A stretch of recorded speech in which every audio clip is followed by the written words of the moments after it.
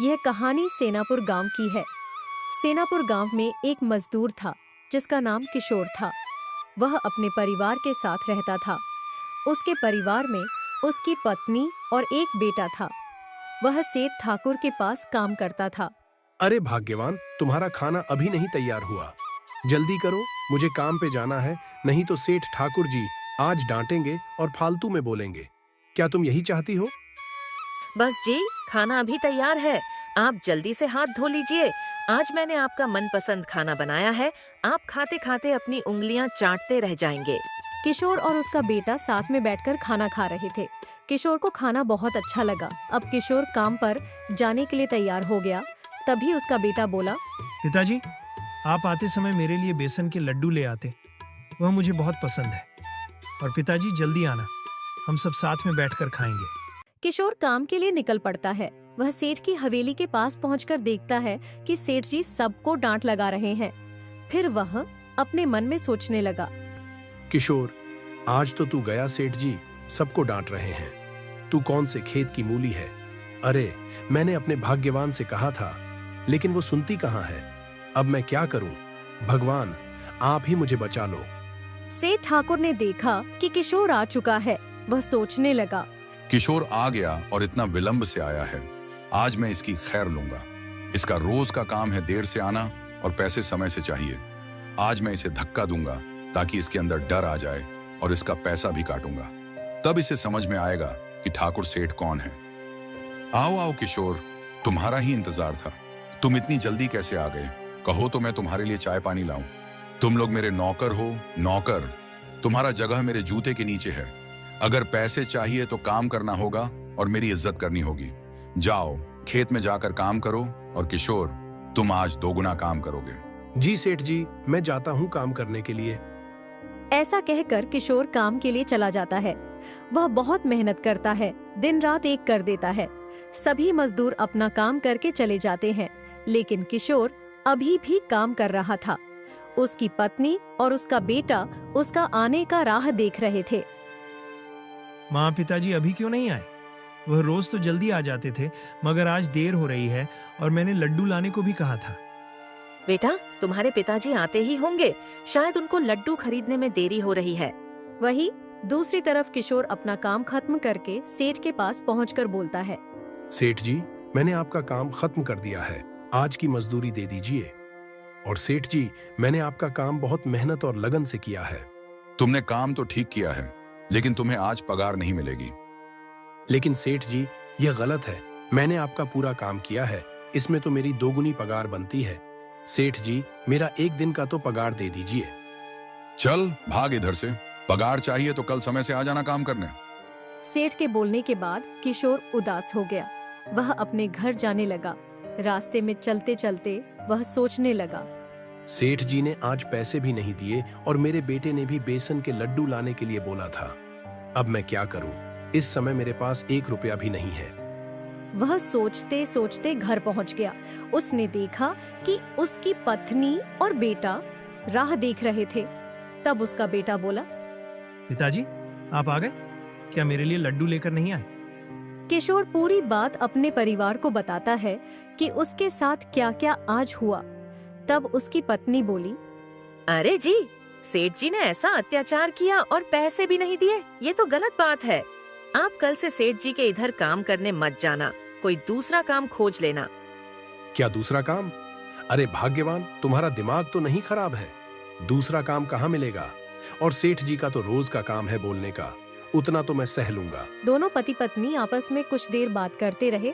तब किशोर बोला, अरे भाग्यवान, तुम ठीक बोल रही हो। आखिर मैं कब तक सहूंगा उस सेठ को? उसको अपनी संपत्ति पर बहुत गुरूर है और न बोलने का ढंग ही। अब मैं एक चाय की दुकान खोलूंगा, कल से वहीं सबको चाय बेचूंगा। किशोर का बेटा बोला, पिताजी, आप मेरे लिए लड्डू नहीं लाए, उसके लिए मैं नाराज नहीं हूँ। अब आप मेहनत और लगन से काम करें, ठीक है पिताजी। फिर सुबह होती है। किशोर चाय की दुकान खोलता है और भगवान से प्रार्थना करता है। कुछ समय बाद एक ग्राहक आता है और बोलता है, अरे भाई, एक ग्लास गरम चाय देना, और चाय अदरक वाली हो, जिससे पीने के बाद मन संतुष्ट हो जाए। हाँ भाई, आप बैठो, मैं गर्मा गर्म चाय बनाता हूँ। किशोर चाय बनाकर दे देता है और उस आदमी को चाय बहुत अच्छी लगती है। फिर वह आदमी बोला, अरे भाई, तुम्हारी चाय तो सही में बहुत बढ़िया है। अब तो मैं रोज तुम्हारे यहाँ चाय पीने आऊंगा। ऐसे कहकर किशोर की दुकान के पास बहुत ग्राहक आ जाते हैं और किशोर सबको चाय देने लगता है। किशोर सबको चाय देता है, जिसमें वहाँ पर एक आदमी सेठ ठाकुर भी था। वह देखता है कि किशोर चाय बेचकर बहुत पैसा कमा रहा है। वह आदमी सेठ ठाकुर के पास जाकर बोलता है कि सेठ जी, किशोर ने अपना एक खुद का चाय का दुकान खोला है। वह रोज कम से कम 500 रुपया तो कमाता ही होगा। क्या किशोर चाय बेच रहा है? बेचने दो उसे। वह चाय बेचकर ज्यादा नहीं कमा पाएगा और तुम किशोर पर कुछ दिन निगरानी रखना और जो होगा मुझे बताना। अब तुम जाओ। ऐसा कहकर सेठ ठाकुर अपने मन में सोचने लगता है। किशोर कुछ दिन से काम पर नहीं आ रहा था तो मुझे लगा कि वह बीमार होगा, लेकिन उसने काम छोड़ दिया और अब वह अपना खुद का चाय का दुकान खोल लिया है और पैसे भी कमा रहा है। अब मुझे कुछ करना होगा। अगर ऐसे ही चलता रहा तो वह मुझसे ज्यादा धनवान बन जाएगा।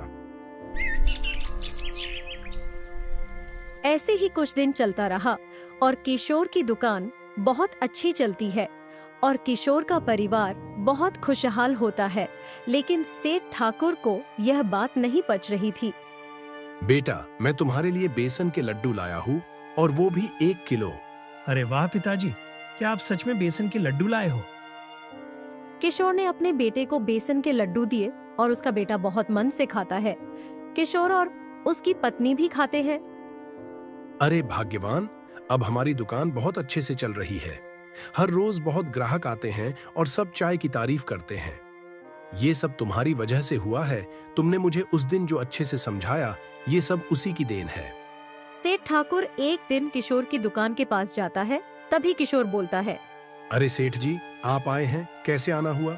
सेठ जी, कोई काम था? अरे किशोर, तुम काम पे क्यों नहीं आ रहे हो? क्या तुम्हारी तबीयत सही नहीं है? नहीं सेठ जी, मेरी तबीयत बिल्कुल ठीक है। अब मैं काम पे नहीं आऊंगा। मैंने यही चाय की दुकान खोली है और इससे बहुत अच्छी आमदनी हो रही है। क्या आप चाय पियेंगे? नहीं, मुझे तुम्हारी घटिया चाय नहीं पीनी है। तुम ये दुकान बंद कर दो, नहीं तो मैं तुम्हें बख्शूंगा नहीं। मुझे मालूम है कि तुम जैसे को कैसे ठीक किया जाता है। यह दुकान नहीं बंद होगी। आपको जो करना है आप कीजिए। अब आप यहाँ से जा सकते हैं। मुझे ग्राहक को चाय देनी है। तुझे देख लूंगा मैं। ऐसा कहकर सेठ ठाकुर वहाँ से चला जाता है। वह रास्ते में जाते जाते सोचने लगता है, इस किशोर को मैं छोड़ूंगा नहीं। इसे सबक सिखाना जरूरी है, क्योंकि अब बात मेरी इज्जत पर आ गई है। आज कैसे इसने पलटकर जवाब दिया है, जैसे कि मैं नौकर हूं और वह मालिक है। और वहीं दूसरी तरफ किशोर दुकान में सभी ग्राहकों को चाय देकर दुकान बंद करके घर जाने लगता है। वह आधे रास्ते में पहुंचकर देखता है कि सेठ ठाकुर आधे रास्ते में गिरा हुआ पड़ा है। किशोर एकदम भयभीत हो जाता है। अरे, ये तो सेठ जी हैं।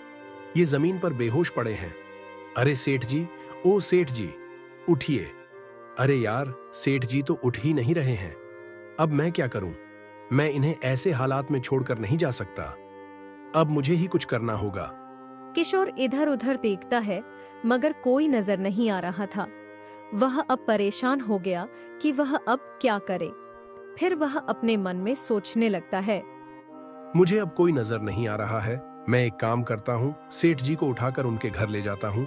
अब यही एक रास्ता है। किशोर सेठ को अपने कंधे पर उठाकर उसके घर ले चलता है। थोड़ी देर बाद सेठ को होश आता है और वह देखता है कि उसकी पत्नी उसके सामने खड़ी है। तब सेठ की पत्नी बोलती है, अरे जी, आपकी तबीयत अब कैसी है और आप कैसे बेहोश हो गए थे? मेरी तबीयत अब बिल्कुल ठीक है। मैं रास्ते से आ रहा था, तभी मुझे चक्कर आ गया था और मैं वहीं पर गिर गया था। लेकिन मुझे घर कौन लेकर आया? ठाकुर सेठ की पत्नी उसे बताती है कि किशोर उसे अपने कंधे पर लेकर आया। ऐसा सुनकर सेठ के होश उड़ जाते हैं। तब सेठ बोलता है कि मुझसे बहुत बड़ी गलती हो गई। मैं किशोर को हमेशा भला बुरा बोलता था। वह कितना अच्छा इंसान है। अगर वह चाहता तो मुझे देखकर वहीं छोड़ देता, लेकिन उसके अंदर इंसानियत है। अब मैं जाऊंगा किशोर से माफी मांगने। अगली सुबह होती है। किशोर अपनी दुकान पर रहता है, तभी वहाँ पर ठाकुर सेठ आता है। उसे देखकर किशोर बोला, अरे सेठ, अब आपकी तबीयत कैसी है? किशोर, मुझे माफ कर दो, मुझसे गलती हो गई है। मैंने तुम पर कितना अत्याचार किया, कितना भला बुरा बोला। अरे सेठ जी, अब आप उस बात को भूल जाइए। हाँ किशोर, अब मैं तुम्हारे दुकान का चाय पीऊंगा।